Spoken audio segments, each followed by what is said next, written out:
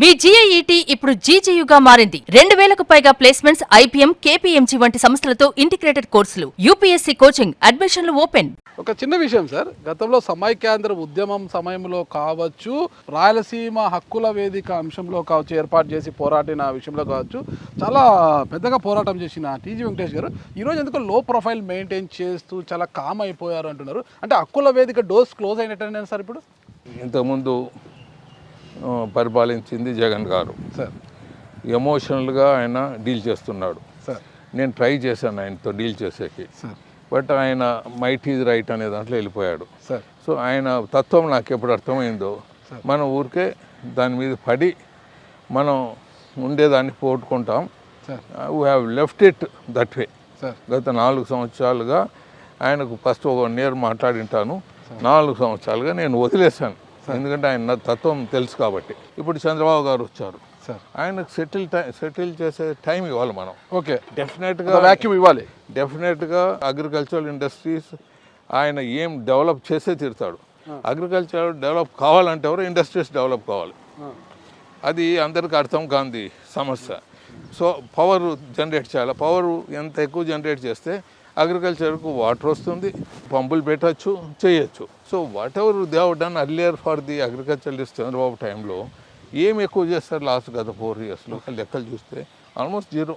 ఇది ఊరికి వాళ్ళ మీద నెత్తినబెట్టి పవర్ రేట్లు పెంచడం, మళ్ళీ జనాల మీద మీటర్లు కొనటము, లేకపోతే ఇప్పుడు చెప్తాను చూడండి, ట్రూ ఆఫ్ చార్జెస్ అని వేస్తాడు. మాకు దగ్గర 90 పైసలు ఒక యూనిట్కి వేస్తారు.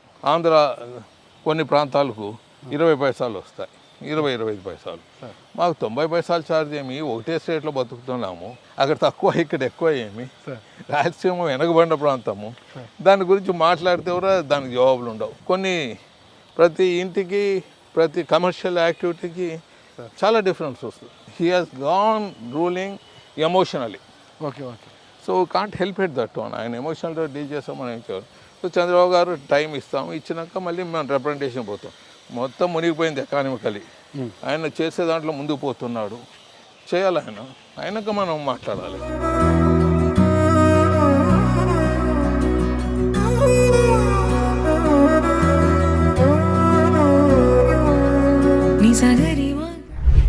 హక్కుల వేదిక అనేది ఇక డోర్ క్లోజ్ కాలేదా సార్? ఇంకా రాయలసీమ హక్కుల కోసం టీజీ గారు ఇంకా పోరాటం చేస్తున్నారు. హక్కులు అనేది ఎప్పుడు క్లోజ్ కాదు.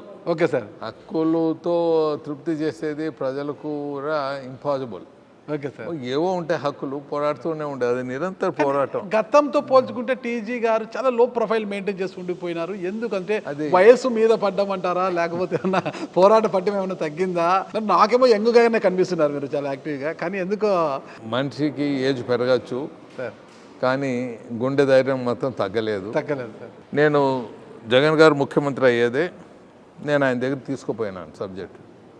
ఇరిగేషన్ ఇవి చేయాలి, గుండ్రేవల చేయాలి, గుండ్రేవల అప్రూవల్స్ ఇది అయిపోయింది, సర్వే అయిపోయింది, మీరు ముందుకు తీసుకోపోవాలా అని నేను మాట్లాడేకి అవకాశం ఇస్తే మాట్లాడాను ఆయన ముందు.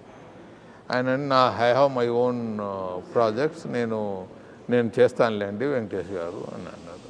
సో ఆయన చేస్తాను, నాకు తెలుసు అన్నప్పుడు తెలిసిన మేధావుకి మనం ఏం చెప్తాం? తెలియని మేధావుకి అస్సలు చెప్పలేము, తెలియని మేధావుకి చెప్పలేము.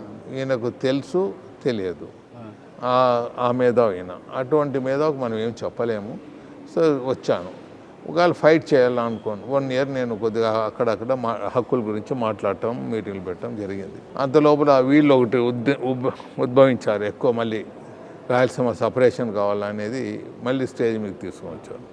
నేనేదో హక్కులు పోరాడితే ఈ స్టేజ్ రాయలసీమ సపరేట్ కావాలని అంటారు, వాళ్ళకే వచ్చి పెడతాం, వాళ్ళు చేసుకోండి అనేది ఒక సబ్జెక్టు. దాంట్లో ఈ సమైకాంధ్ర పోరాటంలో ఒకటి చూశాను నేను. అసలు సమైకాంధ్ర పోరాటం మొదలుపెట్టింది నేను. అవును సార్, మీరు మొదలుపెట్టిన 5 ఏళ్ళకి వచ్చారు.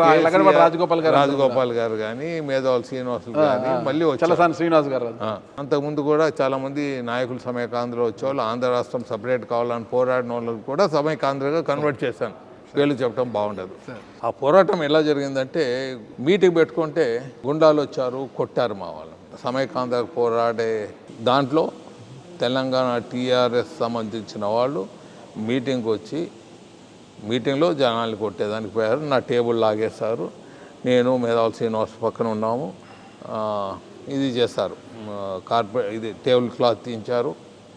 ఇంకా మా మీదకి వచ్చే టైంలో నేను సైగ చేశాను. సైగ చేసేది వాంచారు మా వాళ్ళని. మనం ఎప్పుడు చేయాలా సైగ? వాళ్ళు మా మీదకి వచ్చినప్పుడు మా వాళ్ళని కొట్టినప్పుడే నేను సైగ చేయగలను. నేనే ముందు చేశాను అనుకో, మా మీద అబాండాలు వేస్తారు. సో ప్రాణరక్షణ కోసం మనం ఏమైనా చేయొచ్చు ఈ దేశంలో.